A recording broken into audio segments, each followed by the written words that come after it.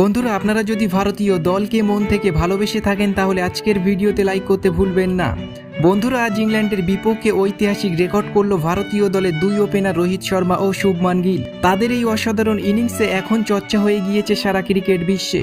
England, south Africa ও ভারতীয় দলের king ক্রিকেটাররা অবাক করা বায়ান দিয়েছেন তাদের এই অসাধারণ ইনিংসে, যেটি শোনার পর আপনারা তাদেরকে স্যালুট করতে বাধ্য হবেন। তাহলে চলুন দেরি না করে দেখে আসি রোহিত শর্মা ও শুভমান গিলকে নিয়ে বিশ্বসেরা কিং খেলোয়াড়রা কে কি বলেছেন। তবে তার আগে আপনারা রোহিত শর্মা ও শুভমান গিলের এই অসাধারণ ইনিংসে 10-এর মধ্যে কত নাম্বার দেবেন নিচে কমেন্ট করে আমাদের জানাতে ভুলবেন না। এই রোমাঞ্চকর ম্যাচে ইংল্যান্ডের ক্যাপ্টেন জস বাটলার প্রথমে টসে জিতে ব্যাট করার সিদ্ধান্ত নেয়। 1-0 ব্যবধানে পিছিয়ে থাকা ইংল্যান্ডের জন্য আজকের ম্যাচ ডু আর ডাই, হারলে হাত ছাড়া হবে এই সিরিজ। সেই কারণে শুরু থেকেই ভয়ঙ্কর মেজাজে খেলতে দেখা গেল তাদেরকে।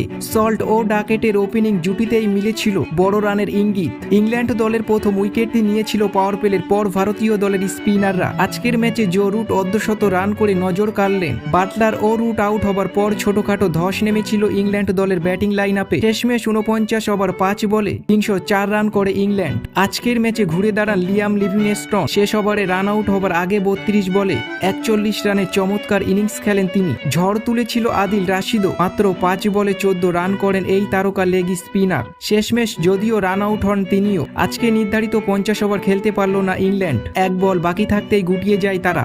এই রান তাড়া করতে নেমে শুরুটা বেশ ভালো করেছিল ভারতীয় দলের দুই ওপেনার। তারা দুজন আজকে দেখার মতো ইনিংস খেলে গিয়েছিল।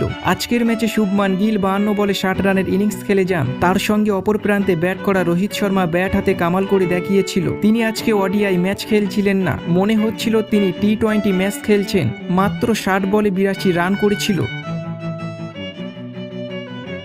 তখনও ব্যাট হাতে ক্রিজে দাঁড়িয়েছিলেন অধিনায়ক রোহিত শর্মা। আর ভারতীয় দল এই ম্যাচটি জিতে যায় ও রোহিত শর্মা দুর্দান্ত সেঞ্চুরি দেখে বিশ্বসেরা কিং খেলোয়াড়রা অবাক করা বায়ান দিয়েছেন। সর্বপ্রথম সচিন তেন্ডুলকর তিনি তার বায়ানে বলেছেন, আজ আমি এটা কি দেখলাম, এটা অবিশ্বাস্য। ভারতীয় দলের ইনিংস দেখে আমি অনেক বেশি খুশি হয়েছি, বিশেষ করে রোহিত শর্মার সেঞ্চুরি দেখে। আমার খুব ভালো লাগছে বহুদিন পর রোহিত শর্মা দলের জন্য রান করতে পেরেছে ও সেঞ্চুরি করেছে। তিনি ফর্মে ফিরেছেন, এটা ভারতীয় দলের জন্য সুখবর, কারণ চ্যাম্পিয়ন ট্রফি আর বেশি দিন বাকি নেই। রোহিত শর্মা যদি এমনভাবে পারফরমেন্স করে তাহলে ভারতীয় দলকে কেউ হারাতে পারবে না। আমি ধন্যবাদ দিতে চাই রোহিত শর্মাকে তার এই অসাধারণ ইনিংস খেলার জন্য। বন্ধুরা, তারপর শোয়েব আখতার তিনি তার বায়ানে বলেছেন, আজকের ম্যাচটা আমি যদি না দেখতাম তাহলে অনেক কিছু মিস করতাম। বন্ধুরা, ভারতীয় দলের এই অসাধারণ ইনিংস দেখে, কারণ ভারতীয় দল আজ ঐতিহাসিক ইনিংস খেলেছে।